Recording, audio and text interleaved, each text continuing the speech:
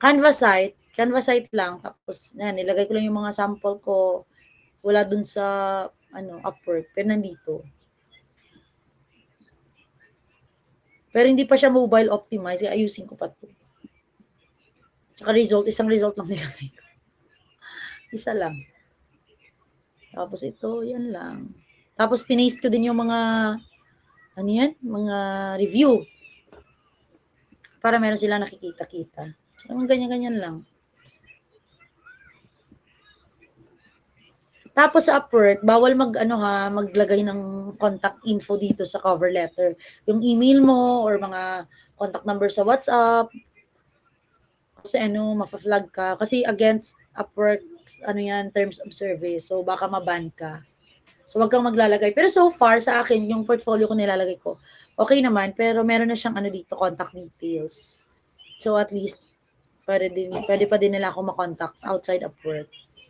Bawal kasi sa Upwork yung mag-communicate outside kapag wala pa kayong contract. Pero once na may contract na kayo, pwede na kayo lipat kayo sa Slack or sa Telegram or kung saan man. Kasi syempre mas mabilis doon kaysa dito para kasing email type tong Upwork na messaging app nila.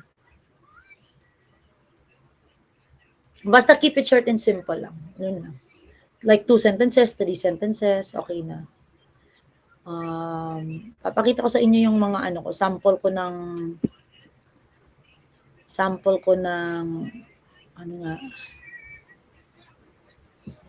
cover letter.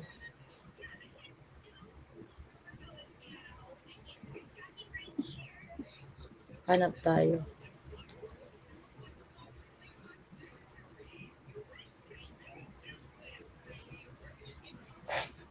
Ito, ang dami kong mga invitation na hindi pa na-replyan. Active proposal. Wala na ako masyadong active proposal kasi hindi na ako nagsisend masyado. Mostly na lang invitation. Tagal mag-load.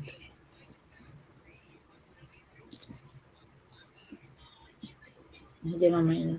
Tapos ito, bago din to kay Upwork. Itong add an Upwork job. Parang maha-highlight. So, i-add mo lang yung mga magagandang review. So, ito nilalagay ko yung may mga 5-star dito. Para, makita ka agad ni client.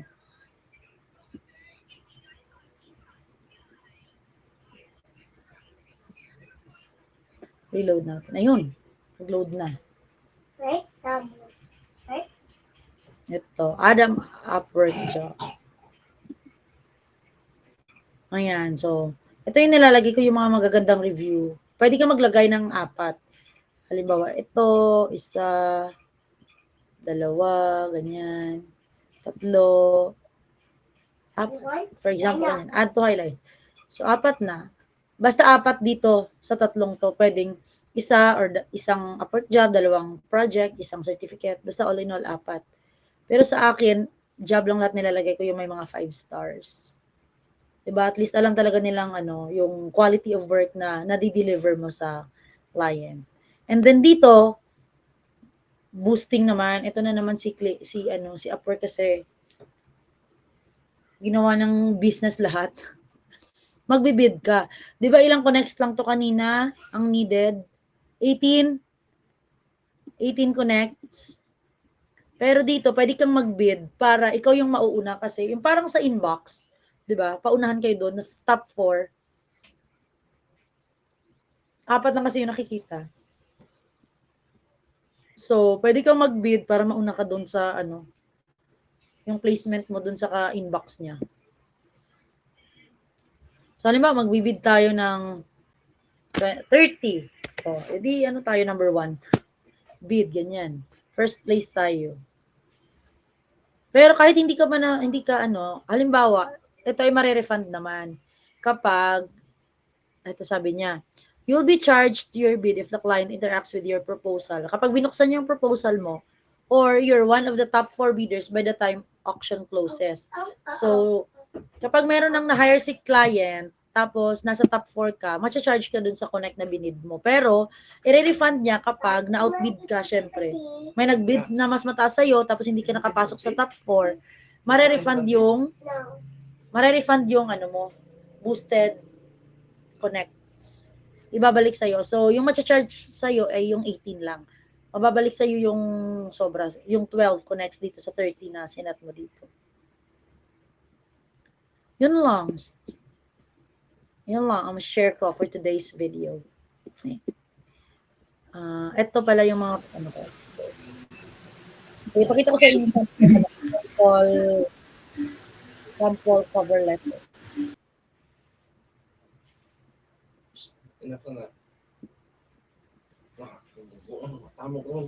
Share this tab. Ito ang in-applyan ko noong June 4. Ito ay nag-ano kasi ito nag-invite sa akin. Isang ano lang ito ay invite only lang. So hindi to pwedeng applyan, hindi siya na napopost in public. Hindi ka pwedeng mag-apply kung hindi ka invited. Tapos yan yung mga description niya. Ito lang sinabi ko. Ito lang yung cover letter ko sa kanya. Yan, alam mo talaga pag Molongski kasi may pa-wink. Si Molongski, yan mga isa sa mga tinuro niya. Tapos meron din mga templates doon si Molongski na mga cover letter na short and simple. Kasi importante din to kasi syempre, wrong spelling pa. Pero nag-reply to sa akin. Kasi yung pinaka-goal natin is mag-reply siya. Kasi kapag hindi maganda yung cover letter mo, hindi talaga magre-reply. Pag boring, walang ang kadating-dating, hindi naman sayang lang yung connect mo, hindi siya mag-reply. So kapag nag-reply na siya, edi makipag-ano ka na, pwede ka na makipag-negotiate. Yan. So, yan yung ginawa ko. Kinapi ko lang yung job post, nilagay ko sa ChatGPT, tapos pinagawa ko sa kanya, ganyan. Ay, nag-reply siya. What did Tata done? Ito.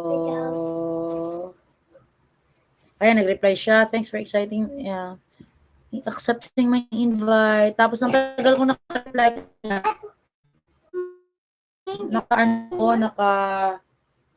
Di ba nasa kami, bakasyon. Tagal ko naka-reply, tapos sabi niya, may nakuha na daw siya iba. Pero nagre-reply pa rin siya. At least, ngayon medyo madalang na lang yung yung mga invitations. Sa isang week, mga 2 na lang, 3, ganyan. Pero dati talaga, naka-experience talaga ako every day. Meron talaga, minsan 3, 4. Last month yun. Grabe lakas. Oo, grabe. Grabe talaga yun last month. Hindi talaga ako lumalabas-labas noon kasi lahat ng mga invitation tag $200, $300. Pinapatext ko yan kasi ano ba naman yung 4 na email sa $200, di ba? Or yes. 3 email, $300 kagad. So, grabe. Talaga ako pang-waldas sa Maynila. Oh, pera din yung pera. Yun nga, nakaipon ako ng pang-waldas, yung sinang travel namin ng family.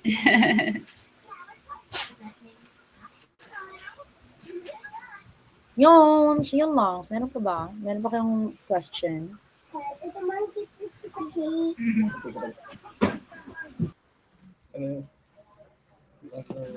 May question na ako, Dina.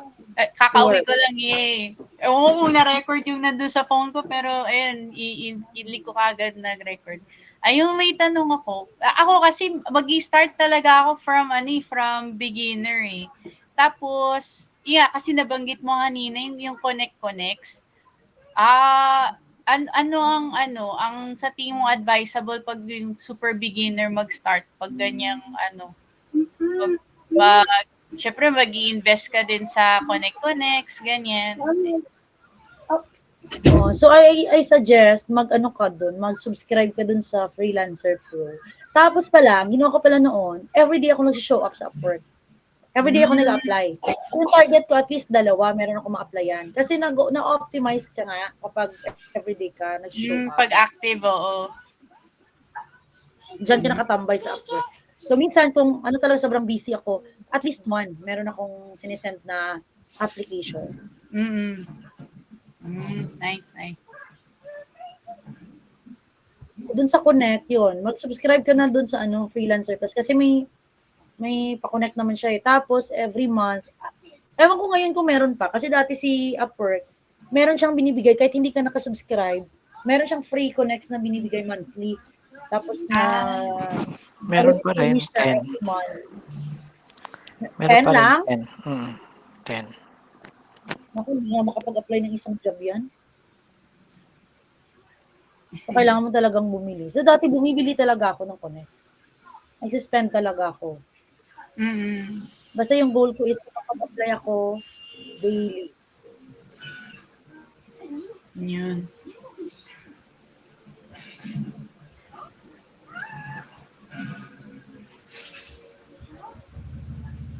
Para ma-optimize yung aking profile. And si Jenica ba? May question si Jenica. Lynn. Tapos sa Upwork ngayon, pwede na mag-connect yung mga freelancers. Paano nga yun? Yung connect with it, parang friend-friend. Pwede na kayo maging friends. Kalimutan ko paano. Network. Oo, network. Tama. Pwede ka makipag-network dun sa ibang freelancers. May network kayo. Pwede rin refer to freelancers. Yeah, oo. Pag may mga invitation, minsan ako din nire-refer ko. Pero usually kasi ito iba, agency, tsaka yung iba hindi naman Clivio, kaya hindi ko na lang nire-refer. May mga nirefer ako sa yung mga ka-easy ko sila Rachel, may nirefer ako sa kanya kasi yung goal nga is magka-review lang. So kahit minimal pay, basta may may positive review lang sana. Tapos yung sa mga hourly, tsaka may milestone, merong project price. Nyo din yan, matutunan nyo din yan along the way kung meron na kayong mga client. Sa hourly, medyo matagal mo pa makuha yung yung pay. Yung cut-off is Monday ng 8 a.m. sa atin. Kasi UTC na time zone. 12 midnight ng UTC. So ate, plus 8 naman tayo. So 8 a.m. ng Monday yung cut-off. So lahat ng mga logged hours mo at saka mga sa hourly na mga tinrabahuan mo for the previous week, yun yung cut-off niya Monday ng 8 a.m. Tapos, in-review siya ng 1 week. I-review ni client kung ba, meron siyang question or meron siyang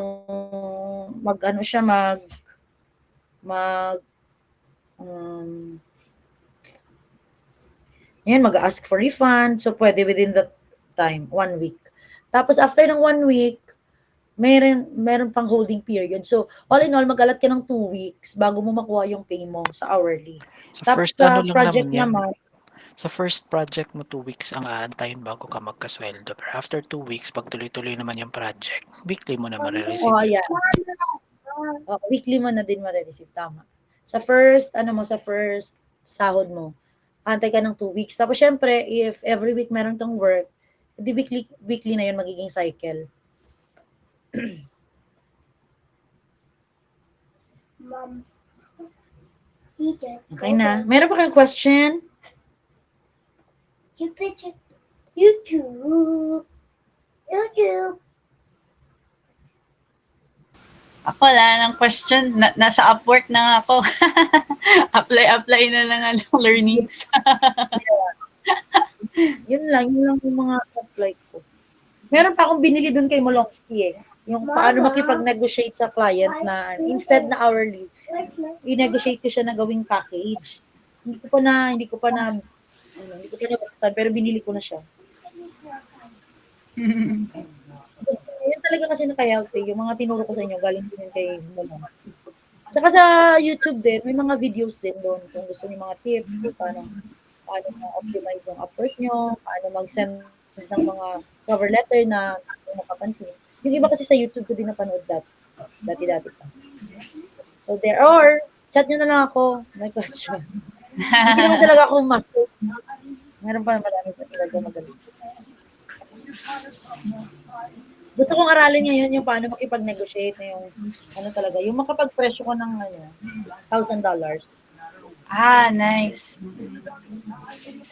May mga naman ako, may mga $1,000 naman ako na pero outside of work. Dito sa Upwork, mostly yung mga small project. 300, 500, ganyan. Kasi yung iba minsan, wala naman din masyadong budget. So, kung ano lang yung need nila, yun na lang. Sinasabi ko, di ba nagsaset ako ng package price ko, ganyan. For example, for a full setup, 1.5, ganyan ang price ko, 1.5 to 2K. Pero kung wala silang budget, sabihin ko, edi, ano muna, like, yun, yung sinabi ko kanina, 1 email lang muna per flow. O, sige, 4 na emails, 350 or 500, ganyan. Ako magsiset up na. 4 na close, 2 emails each or 1 email each. Ano, depende sa budget nila. Para at least ma-accommodate ko pa rin. Kapera dollars pa rin yun. Tama. Saka actually, ano siya, mas maganda siya kasi after nung ano mo, after mo magawa, edi wala ka nang ano, tapos na kayo. Hindi ka na masyadong pressured. Hindi ka pressured. Stress.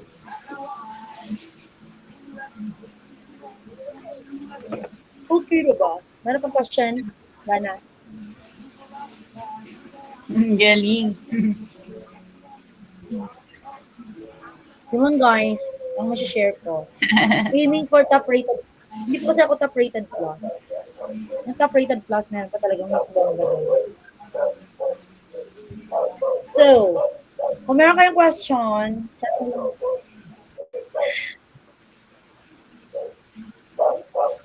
And Jenica, waway tanong ka pa. Ikaw, Lynn. Nasa Upwork na din sila. Charot. Wala naman. I-apply ko muna to. So, hindi pa ako naka-client sa Upwork. Oo. Mag-optimize ulit ako ng profile. Yung job description. Ako din. Optimize mo nga. Ako, sinuga ko talaga yung dati na talagang nag-apply ako everyday. Ano naman, nag-feed off naman. Kasi nga, ang isang reason din ng Upwork bakit siya nagtaas ng price is para, ma-filter din yung talagang sa niche mo ba, fit ka dun sa job.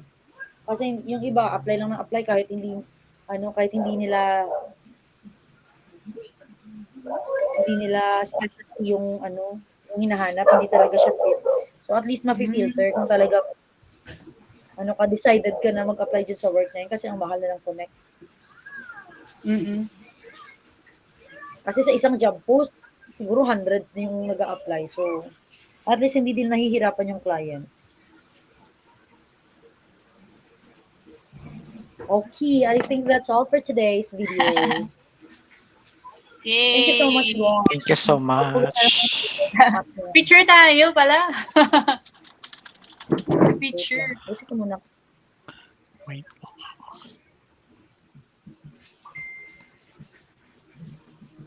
Ay, oo, no, picture. Nag-invite din ako ng mga ka-easy ko, hindi sila pumasok. Pero naano ko na to sa kanila na share. Kaya na-late nung mukha natin. Paano ba? Sharing ito. Hindi naka-share screen. Ayan. Open Bakit cam walang ka mga na, mag-chat Dina. Nag-open chat na ako, wala ba? Wala. Ay, wala. Ang hina kasi ng... Ayan na. Dito na. Ayan. Kaso lang Okay. wala akong background. Saan na? Okay, 1, 2, 3. Smile.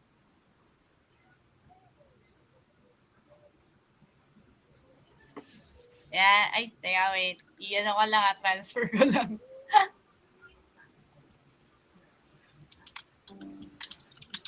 Parang di ako nakangiti. Hindi lumalabas yung nyo. Wait. Mukha nyo sa akin.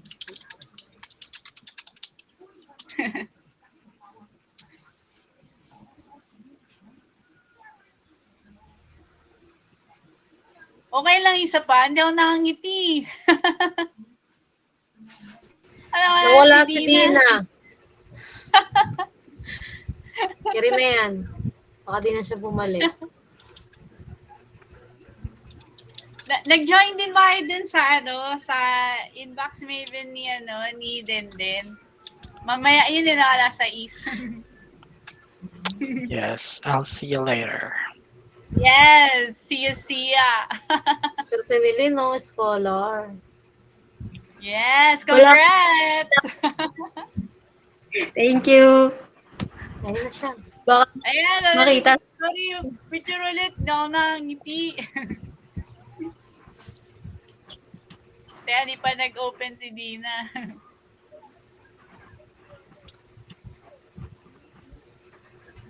Yan, nag-game.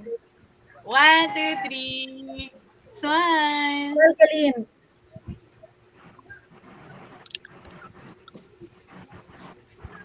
Yan. Yay. Thank you, guys. See you in January. Thank you, Dina. Thank you, sa Dina. Session. Oh, may call Thank you mamaya. rin sa Yeah. Oy, good luck Yes. mamaya. May call ka mamaya. Good luck. May call tayo mamaya. Si Wihan Brits. Thank you so much. Yes. Bye-bye. Thank you. Send ko na lang yung recording. Tsaka yung masasalvage ko dito sa phone. Thank you, Jan. Thank you din. Thank you, Dina. Bye-bye, guys. Bye.